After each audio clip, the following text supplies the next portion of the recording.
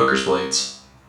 Hey everybody, back again, and today we're making some homemade arrows, testing them out, making sure they're safe to shoot out of the 30 pound, as well as kind of talking through how I made these in case you guys want to replicate this. The way that I've built these is I went to my local Home Depot just down the road and I bought 3 packages of these. These are just little plastic tubes essentially that are very hard. They're a PVC, and turn them into the nock here. As you can see, it goes far enough down, and then it was wrapped with, I used the inside of guts of paracord, so the nylon cordage inside of paracord, then I epoxied it together and sanded it down.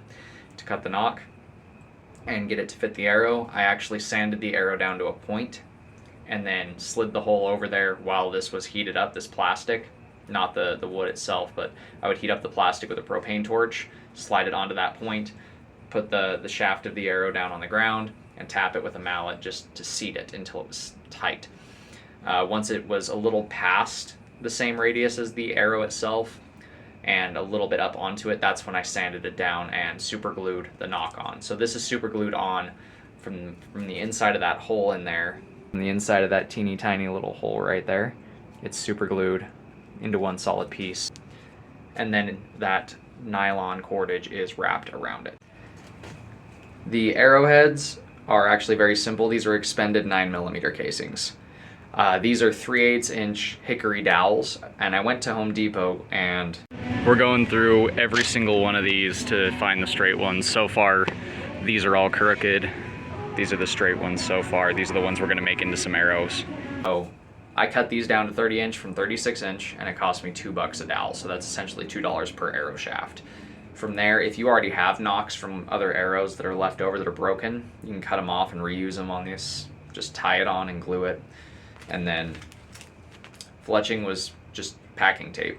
And the best part is, as this breaks down, if it tears, you can just use more packing tape to beef it up a little bit. It's not really going to affect it too much. But this is what we have going on with the arrowheads. We are going to improve this design. So we are ready to test the homemade arrows. We've got blunt tips on them, just bullet casings, 9mm, and then some very ghetto fletching. But the cost of these arrows to make them myself was about $4 a piece, so you can't beat that. Now I got to test them to make sure they're not going to kill anybody that's using the bow. So I'm going to shoot each one of these at least twice just to make sure that they're not going to explode from the pressure.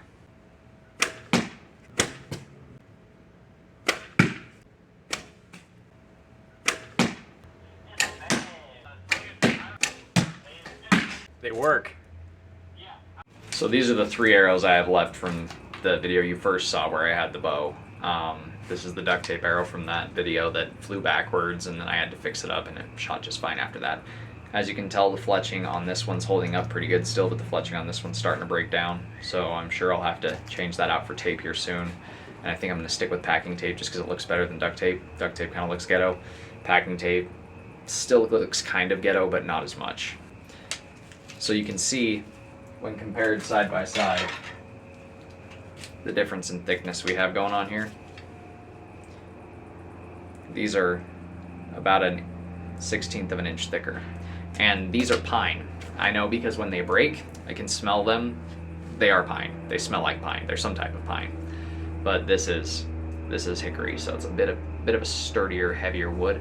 These arrows are much heavier since they're thicker and more dense wood, but what they lose in travel distance, they make up for in impact. So I have a few light, fast arrows, then I have quite a few heavy hitters.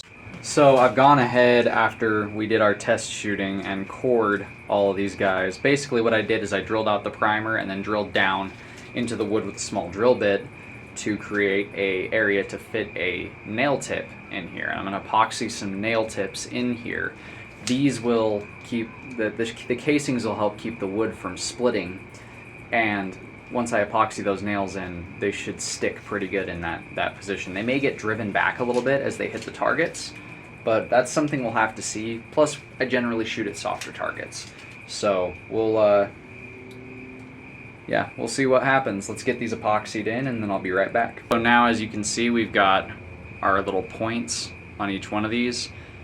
So I backfilled the entire thing with epoxy and coated the pins in epoxy. What these are is all nails. These are all just nails that I cut off. I actually nailed them in when I epoxied them in and then sharpened up the opposite end. I left them all slightly different lengths just out of my own curiosity to see how these all perform. So we're gonna find out what works best. Something that's really, really short and just barely sticks out past the casing, or something that's kind of longer and has some distance from that casing. My theory is that the epoxy will keep these from coming out if it sticks into something, as well as the impact driving the nail side further in if it does move. It'll have more resistance coming out than going further in. So these might drive themselves in all the way or just down to the point. We'll end up seeing over time how these function. So the next thing to do is wait till daylight and chuck a bunch of sticks and see what these do. We're going to test them on a few different types of targets. So I'll see you guys at daylight again.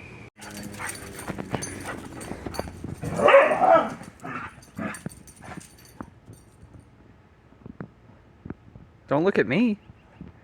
You guys do your thing. You guys do your thing.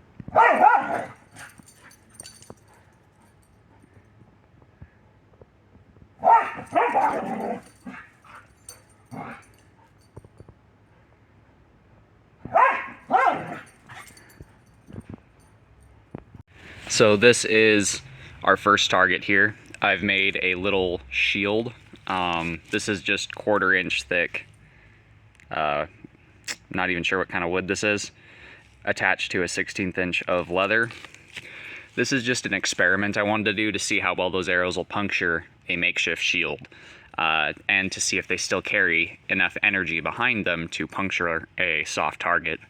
This is just a curiosity of mine. I'm only using a 30-pound bow, so this isn't anywhere near as strong as the war bows of old, which would have been in the 100+ pound range.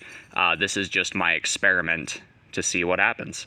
So yeah, we're gonna shoot some arrows at it and see what a 30-pound bow does with some little bodkin tips that are homemade bodkins. So we've got our completely homemade arrows, and then our reworked arrows, both with similar heads. These spike heads that I've made. These still have some original fletching and a duct tape fletching. These are lighter arrows, these are heavier arrows. So let's see what works better, a faster, lighter arrow or a heavier, hitting, slower arrow. So we've got our camera set up on an angle here so you guys can see as those arrows come in if they're doing any damage to that water jug behind it, and if they're even making it through that shield. So, yep, let's start the experiment and see how these needle points do. So on that first shot, it looks like the leather did a pretty good job of slowing it down and stopping it.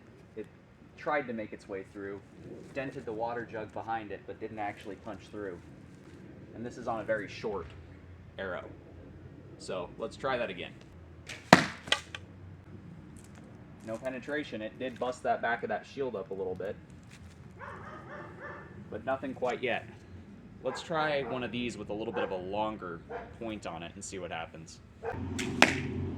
Oh. So it looks like we barely missed, but that longer point does seem to have a significant amount of difference to it.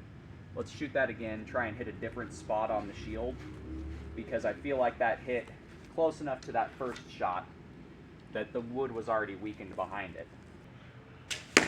Well, that hit very, very low on the shield, and it did have enough power to actually punch into that jug afterwards. So, looks like the longer points are actually better at penetrating. Let's try those lighter arrows and see how they do.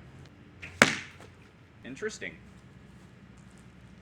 It had enough poke to stick in there, and this is a longer tip as well, but I don't think it had enough mass to actually carry through. Yep, same thing. Stuck into the leather but didn't puncture past.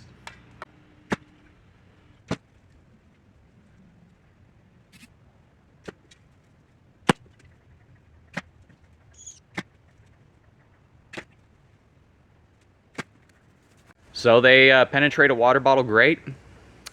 They won't go through a shield very well, but they will go through a shield if they have a longer tip, which I find pretty interesting. And they have to be a heavier arrow. The lighter arrows just don't have enough mass to push through the shield when they impact.